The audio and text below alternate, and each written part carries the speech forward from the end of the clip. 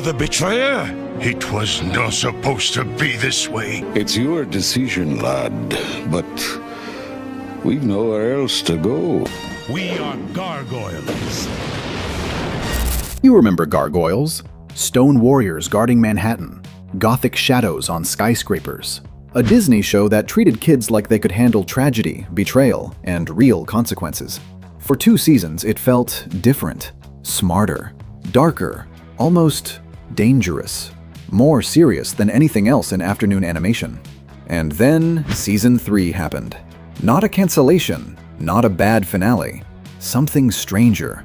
Disney kept the show alive, but removed the man who created it. New writers, new rules, new tone. Same characters on the surface, but the soul was gone. Fans noticed immediately. The darkness felt hollow. The stakes felt fake. The world stopped making sense. Season 3 aired. Within months, most of the audience walked away. But that's not the real ending. Because years later, the creator came back and quietly erased that entire season from existence. Not with a press release, not with a reboot, not with a public battle or legal fight. He simply declared that version never happened. And Disney let him. So how did one of the most respected animated shows of the 90s end up with a final season its own creator refuses to acknowledge? That answer is darker and more personal than most fans ever realized. Were any more down in the rookery? None. Only us. Part 1. The dark experiment that surprised Disney. Before the collapse, remember what Gargoyles actually was. Ancient Scottish warriors, betrayed by the humans they swore to protect, cursed to sleep as stone for 1,000 years. When they awaken in modern Manhattan, everything they knew is gone. Their castle sits on top of a skyscraper owned by a billionaire. Their enemies are corporations instead of kings. The world they died for doesn't remember their names. This wasn't Saturday morning fluff. This was mythological exile disguised as a cartoon. Immortal warriors wrestling with guilt, loyalty, and one burning question. What do you become when the world moves on without you? For 2 seasons, Gargoyles delivered something Disney almost never attempted in afternoon animation. Consequences that mattered. Villains with understandable motives. Betrayals that actually hurt. Characters died and stayed dead. Redemption had a cost. Heroes didn't always win. The show wove Shakespeare directly into its mythology. Macbeth wasn't just a reference. He was a recurring character, immortal and broken by centuries of regret. Puck showed up not as comic relief, but as a trickster bound by ancient rules he couldn't break. It felt less like a kids' show and more like animated Shakespeare, because it literally was. The writing trusted its audience. It built storylines across dozens of episodes. It asked viewers to remember betrayals from 10 episodes back, to track character arcs that spanned entire seasons, to engage with moral complexity most shows wouldn't touch. Season 2 ended in 1996, and it felt complete. Not rushed, not hollow, complete. The mythology had expanded across time and continents. The characters had grown through genuine trauma and hard-won understanding. Long-running conflicts reached emotional closure that honored everything that came before. The finale didn't leave desperate cliffhangers begging for renewal.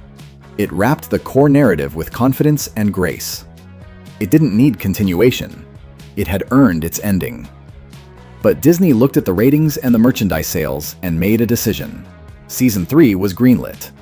Not because the story demanded it, because the show was profitable. And profitable shows don't end.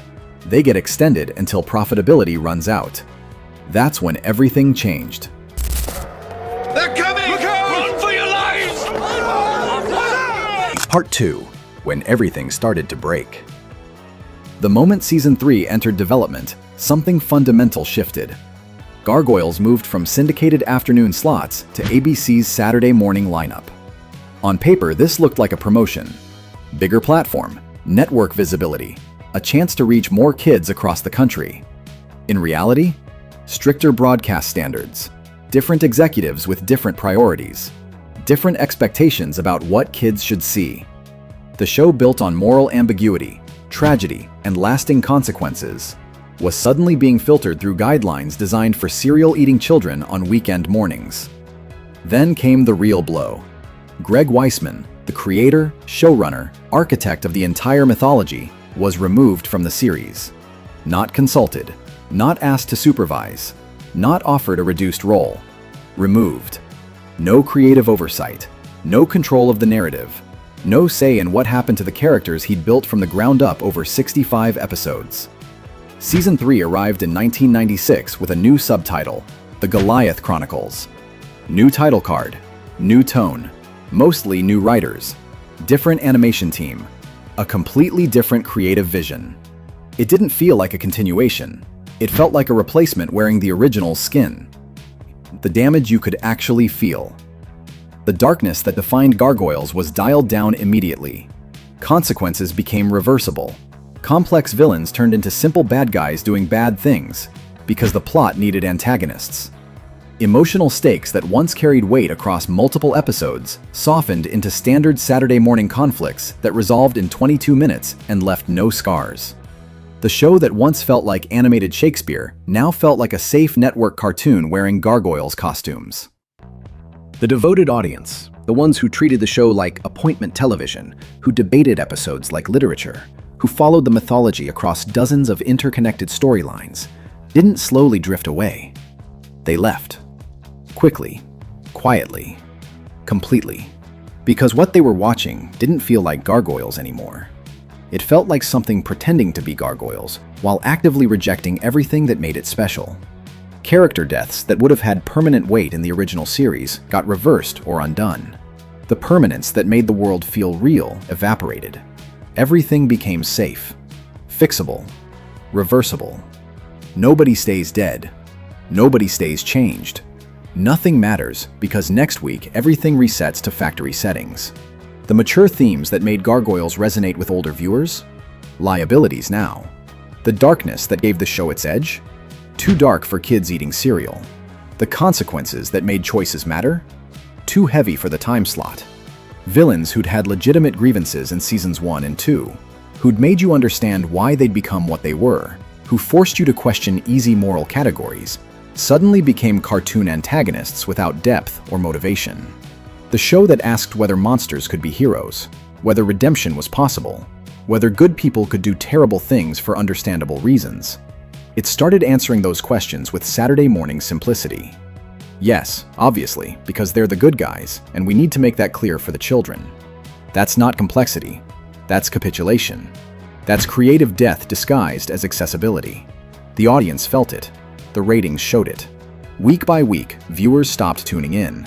Season 3 ended in February 1997. No triumphant finale. No emotional resolution that honored what came before. Just a quiet stop. For most viewers, that was the end of Gargoyles. And it felt wrong. Because it was. Stone. At night. What sorcery is this? Part 3. The real final chapter. The ending Disney couldn't control. Greg Weisman had already written a real ending. Season 2 had done its job. The story had closure. The Goliath Chronicles didn't finish that story. It replaced it with something safer, something corporate approved, something that fundamentally misunderstood what made the original work. And for nearly a decade, that replacement was all that existed in the public consciousness. Fans who'd loved the original moved on. They found other shows. They accepted that sometimes great things end badly. They mourned what Gargoyles could have been if the network hadn't interfered. Then in 2006, something extraordinary happened. Slave Labor Graphics published a Gargoyles comic written by Greg Weisman himself. Not an adaptation of the TV show. Not a nostalgic spin-off set in the past. Not a what-if scenario exploring alternate timelines. A direct continuation of the story. And right at the start, Issue 1 made something absolutely clear. This was the real Season 3. The television season? The one that aired on ABC? The Goliath Chronicles? That didn't count. Weisman simply ignored it. Canonically, officially, completely. He treated the entire 13-episode broadcast season as if it had never happened. As if those stories were apocryphal. As if only Seasons 1 and 2 were real, and everything that came after on television was corporate fanfiction. It was one of the boldest acts of creative rebellion in franchise history. No public fight with Disney. No legal war over intellectual property. No dramatic announcement or press campaign explaining his decision. Just a quiet, decisive move embedded in the work itself. That wasn't my story. This is. And Disney let him do it. Maybe they didn't care about a niche comic book continuation of a canceled cartoon from the 90s. Maybe they assumed it wouldn't matter in the grand scheme of the franchise. Maybe the lawyers never even flagged it as an issue worth addressing. Maybe they never even noticed what Wiseman was doing. Whatever the reason, Wiseman got away with it. The effect was the same. The real third season of Gargoyles existed, just not on television. Not where most people would ever find it. In the comics, the tone returned. The darkness came back. Consequences mattered again. Villains regained their complexity and moral weight. Character arcs continued instead of resetting every issue. It felt like the show again, because the person who understood it was finally in control. The storylines Wiseman wanted to tell, the ones deemed too dark, too complex, too mature for Saturday morning television, finally got told. Plot threads the ABC version abandoned got resolved with the emotional weight they deserved. Characters who'd been sidelined in the Goliath Chronicles got proper development. The mythology expanded instead of contracting into safe, simple stories that wouldn't challenge young viewers. The comics explored what happened when immortal beings faced the modern world without easy answers. They dealt with prejudice, with cycles of violence, with the cost of revenge and the difficulty of forgiveness. They let heroes make mistakes with lasting consequences. They let villains have legitimate points. They trusted the audience to handle ambiguity. This wasn't just better than the TV third season. This was what the third season was supposed to be before Disney decided Saturday morning safety mattered more than narrative integrity. It's your decision, lad, but we've nowhere else to go. Aftermath. The legacy nobody expected. But here's what makes this genuinely tragic. Most fans never knew these comics existed. The people who loved the original show, who felt betrayed by the Goliath Chronicles, who walked away in 1997 thinking Gargoyles ended badly, they never found out Wiseman had reclaimed his story 9 years later. The true ending exists. It's just hidden in a medium most of the original television audience never looked for. Think about what that means. Disney owns Gargoyles.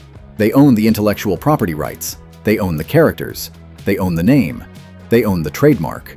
They can stream the original episodes on Disney Plus and profit from nostalgia. But they don't own the story anymore. Greg Weisman took that back, quietly. In comics that flew under Disney's radar, he rebuilt his universe one panel at a time, systematically undoing the damage Saturday morning executives had inflicted on his creation. The canonical Gargoyles story, the one Weisman considers real, the one he's been building for 3 decades, ignores everything that happened in the Goliath Chronicles. Every episode, every character development, every plot point introduced in that ABC season, gone, erased from continuity.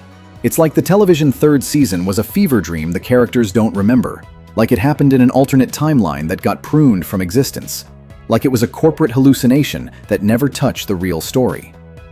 The slave labor graphics run lasted from 2006 to 2009, telling the stories Weisman always intended. Characters grew, conflicts escalated, the world expanded with the complexity the original show promised. Then the license lapsed. The comics stopped.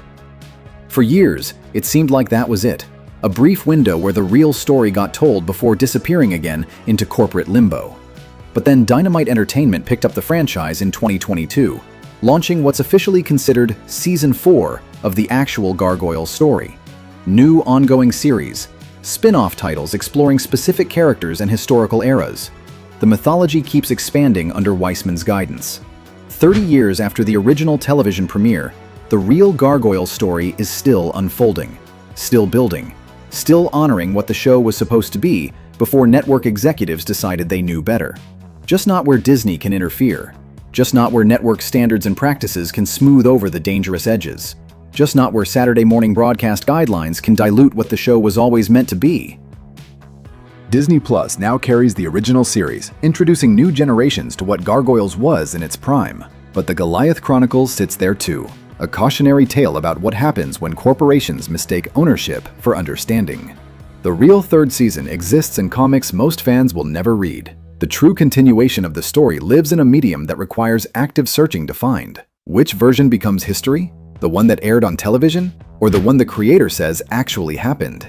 For most people, the answer is simple. They don't know there's a choice. They watched season 3 in 1997. They felt the quality drop. They never came back. And they never learned that the story they loved continued, that it got the ending it deserved, that the creator fought his way back to reclaim what corporate interference had stolen.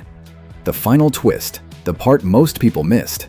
Gargoyles didn't die because audiences rejected it. It died because a network looked at something complex and beautiful and decided to fix what wasn't broken. Then they removed the person who understood why it worked in the first place. Greg Weisman waited 9 years to reclaim his story through a medium most of his audience never saw. That's not victory. That's survival. That's creative persistence in the face of corporate erasure. The real ending exists. It's being written right now, in comics published by Dynamite Entertainment. It's just not the one Disney wants you to know about. The television version is easier to find. It's on streaming. It's accessible. It's the official history for anyone who doesn't dig deeper. But the true story? That lives in the margins, in comics, in the continuity only the creator acknowledges. Most fans will never know the difference. They'll remember Gargoyles as a show that ended badly in 1997. They'll never discover that the creator came back and fixed it. The night doesn't last forever. But the real stories? Those are carved in stone. Some endings can't be rewritten by executives or network standards or corporate mandates, only by the people who built them in the first place. And sometimes, if you're patient enough, you get to take your story back.